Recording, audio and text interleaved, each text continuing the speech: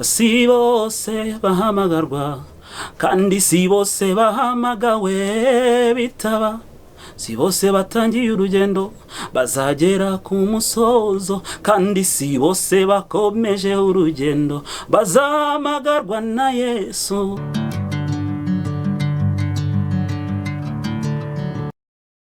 Ijoma y'abantu ni ibikenewe, ariko n'abantu bakaba abantu bagendera mu kigaye. Noneho n'umuhamagaro w'Imana, abo Kristo uyu munsi kumva ko umuhanzi ari uzwi, nawe ubugiye kumera nk'abandi bo muri secyo tuvuga ngo umuhanzi n'uyu wakwise ibintu bikasakuza, bongere baha amahirwe abo bantu bashya batazwi.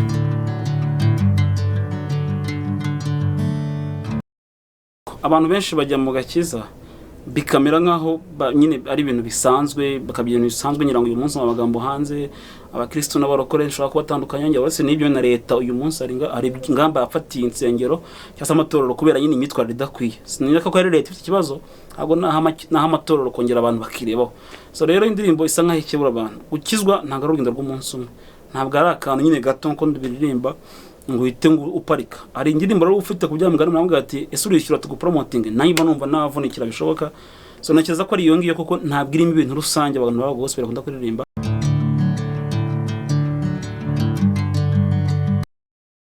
Indirimbo ndimo ndakora ivuga urugendo, ni urugendo rw'umukristo.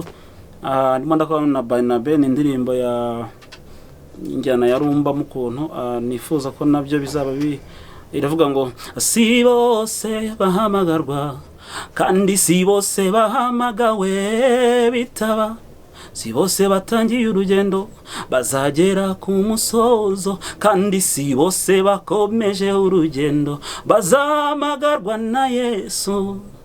Uru rugendo rwo kujya mu ijuru si urugendo rusaba gusa intambwe imwe, ni urugendo rusaba guhora turi maso, tukitonda ku kantu gato no ku kanini.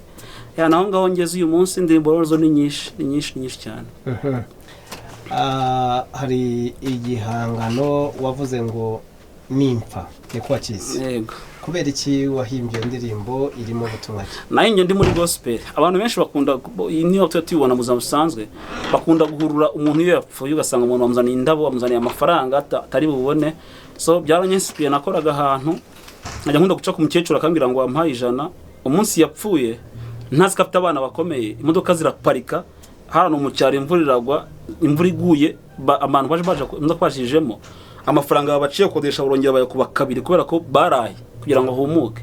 So nayo ndavuga amafaranga aho yagiye ku muntu wapfuye bajya gunsaba 100. So inspirative aho ndibuka nayitangiye ndirimba akantu kavuga ngo aburiya amamodoka zaparika ni nabaruka kandi nyiri muzima naratse narifuti bakayinyima.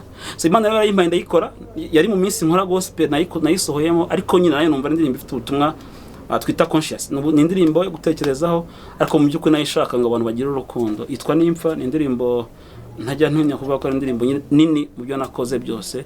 Numva ko cyane kwikora mu giswahili kugira ngo message nakoze igere kure. Okay.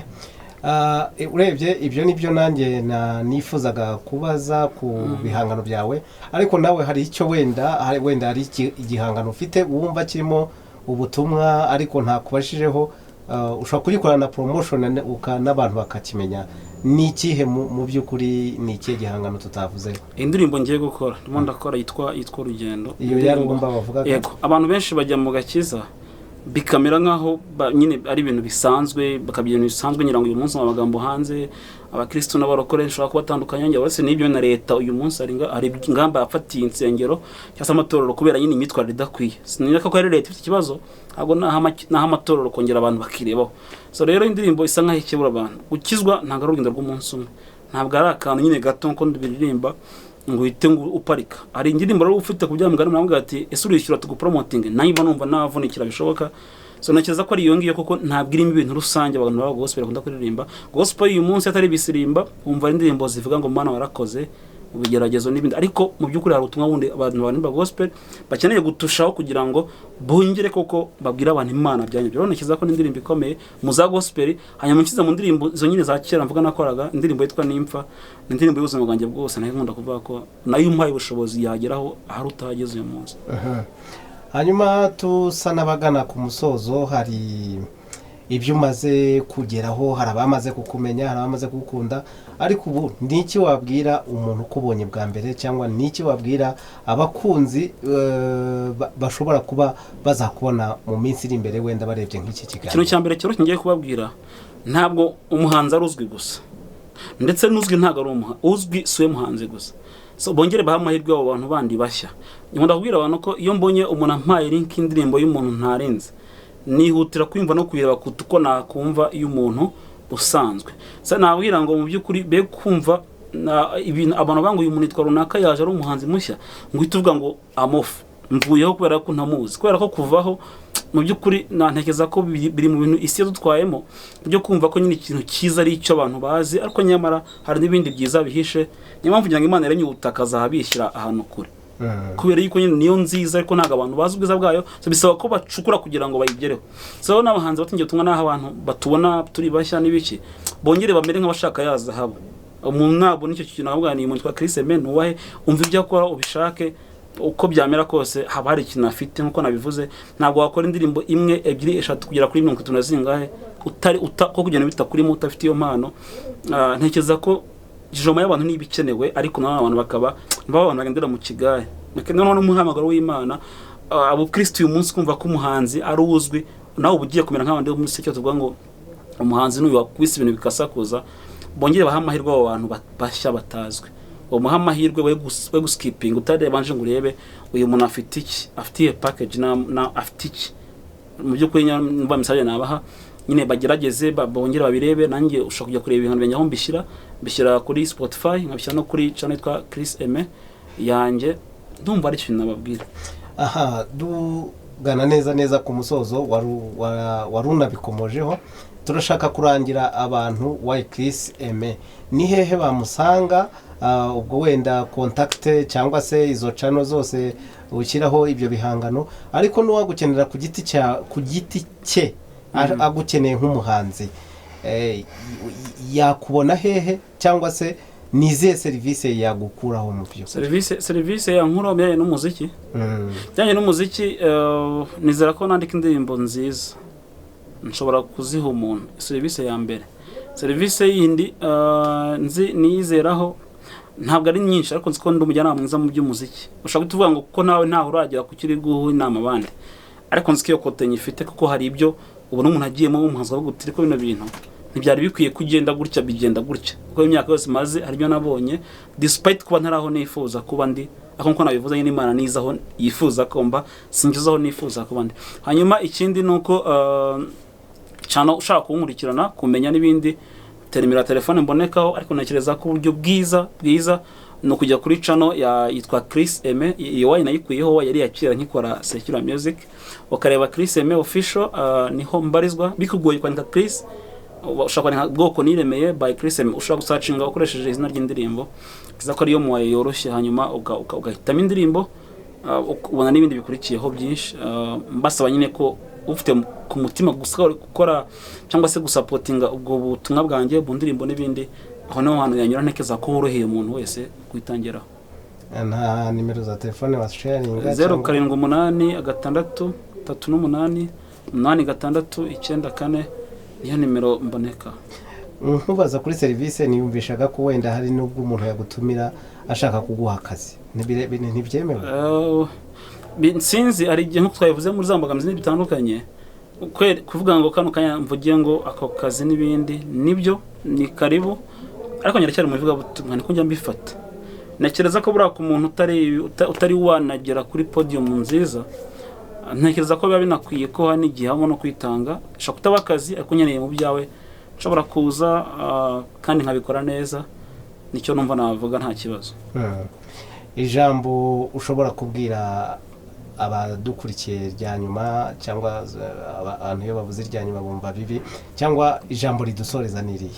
Ijambo nuko Yesu ari isambu itarumba, narakijijwe mbana agaciro kabyo. Ntabwo nari ndi umuntu mubi, ngira twariganyura byibuka. Ntabwo nari ndi umuntu mubi n'ubundi ntarakizwa, ariko hari ugukizwa abantu bibwira ko bakijijwe, hari no gusohoka by'ukuri. So rero abantu tumwana bahabwa nyuma kuko bareke dukizwe by'ukuri, tumenye Imana kandi tumenye ko inzira nyine turimo irakomeye, iragoye, isaba kwihangana, isaba kuvunika, isaba kubabara kugira ngo tugere ku ntego yacu ariyo nyine yo kuza wa munsi wacu wa nyuma ari wo kuzaserukana n'Umwami Kristo tukabona tujyanye nawe mu ijuru. Niyo ntego nyamukuru nagira abantu ko ubutumwa bukuru bukomeye no kumenya Imana birushijeho ko twari tuyizi uyu munsi. Reka tugushimire Wycliffe, nizere ko n'ubutaha uzagaruka ukatubera umutumirwa n'ibyo bihangano byawe biri mu nzira biri kujya gusohoka wazajya uza tukabivugaho hano kuri Ubukombe TV. Yego murakoze cyane kose. Okay. Naubanye ani neza y'Imana, naubanye ani neza y'Imana, akuva mbayeho kugeza uyu munsi, urugendo rw'ubuzima bwanjye asinge wigiraga n'imbabazi zayo. Iyo Mana niyo yabanye nanjye, ibikomeye yarabinambukishije we, n'ibiri imbere anzi kwizabana nanjye.